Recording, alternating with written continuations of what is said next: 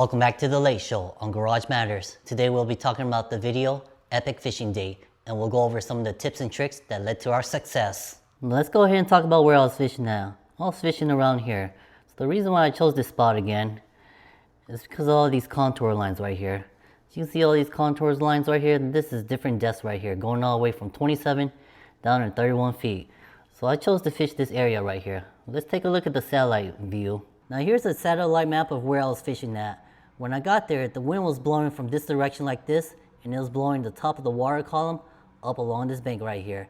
And that wind was strong enough to scare away all the boaters, and I didn't see any boaters fishing out here that evening, and I didn't see any people fishing along the shoreline either. But that's okay. I knew that the fish is probably going to be stacked up along this bank. And the reason why the fish is probably going to be stacked up along this bank is because you got the wind blowing the top of the water column up along this bank right here. And even though I was casting into the wind, it was alright because I knew that the fish probably wasn't going to be too far from the shoreline right here. And having fished that lake a couple times already, I noticed that the fish tend to bite when the water is moving. So come on over here, let me show you my tackle.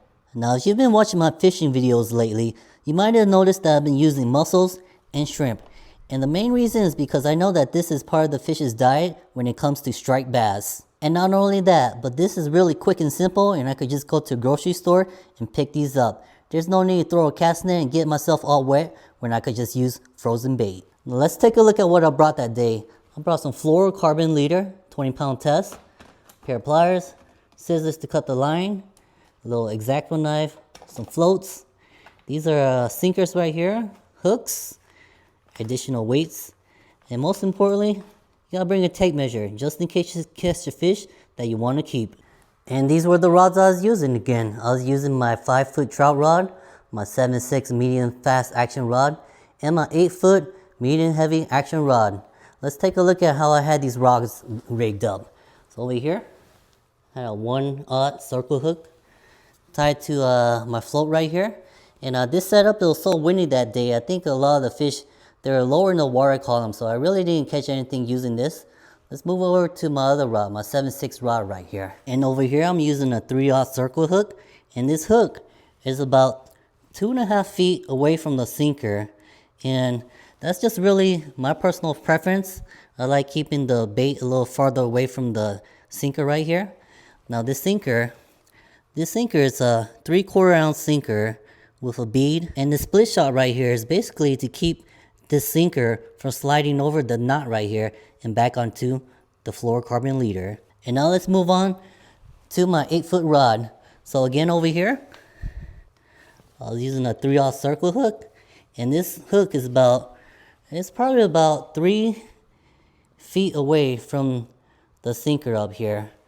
So over here, same thing.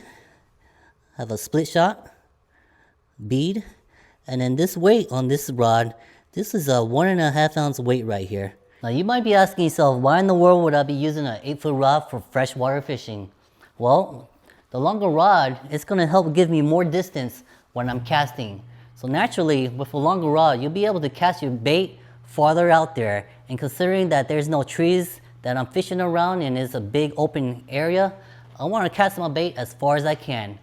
And another added benefit of using a longer rod is just in case you're in those scenarios where you need to use a longer leader, such as a 4 to 5 foot long leader, or maybe a 6-foot long leader. And in those scenarios, with a longer rod, if you got a 5-foot long leader, that means your bait's almost touching the ground when you go to cast. But with this longer rod, you can hold the rod tip just a little bit higher, and it's gonna keep your bait off the ground, so when you go to cast, your bait's not gonna be dragging across the ground. Now, do you really need a rod this long to catch those fish where I was catching them at? I don't think so. You can probably get away with your average 6-foot rod, and that should do the trick as well. Now this video wouldn't have been possible if I didn't start fishing again and start pushing those videos out. Once my wife saw those videos of me catching fish, she wanted to go fishing too. And on that day, it was her day off, so I took her up on that offer. Now in my prior videos, you guys normally see me fishing in the morning, and I normally don't stay past noon. And the reason why is because that sun is so high up in the sky that all the fish, in my experience, they tend not to bite. So we made it to the water about 6:30 in the afternoon that evening, and we started fishing. Once we got to the water, we noticed that it was really windy, and it was blowing that water so hard that I noticed that there was no boats on that water fishing that day, or anybody fishing on shore, because they just probably thought that the fish wasn't gonna bite. But just like how I was showing you guys earlier, I already knew that even though that water is blowing like crazy on the top of the surface, it's pushing all that bait right up against where we're gonna be fishing. So naturally, for me, I knew it was gonna be a great day on the water. Now once we made it to our fishing spot, I immediately hooked on that mussel and cast it out there. It didn't take long until I had that first hit. And it was really unfortunate that I didn't have my camera set up and ready to go because I was still baiting my other rods. And it seems like that's always the case when the fish bites. But good thing I had a circle hook on, so the fish just naturally hooked itself. I was able to go ahead and get my GoPro strapped on. My phone camera started recording to bring you guys that footage. And all I can say is that that's the biggest hybrid striped bass I've ever caught. That's definitely my PB, my personal best, 21-inch hybrid striped bass. And for a freshwater fish on a medium heavy action rod, it actually provided me some really good enjoyment reeling it in. And for this trout rod, the reason why I was using it that evening is because I'm really visual. Seeing this bobber going underneath the water is almost the same thing as seeing a top water lure get blown up by a big old bass. And with that wind blowing so hard, all of the fish were definitely lower in the water column. That's why I didn't catch anything on this float right here. Now this next part, my wife ended up catching an 18-inch hybrid striped bass. She caught it using a piece of shrimp. And I'm really excited that she caught a fish that day, because if she didn't catch a fish, she probably would never want to go fishing with me ever again. Now before I let you guys go, I want to tell you guys why I like using these circle hooks. As you can see, a lot of these fishes that I catch, they're hooked like in the corner of the mouth or on the upper lip. And the reason why is because the shape of the hook, it circles back towards the shank of the hook.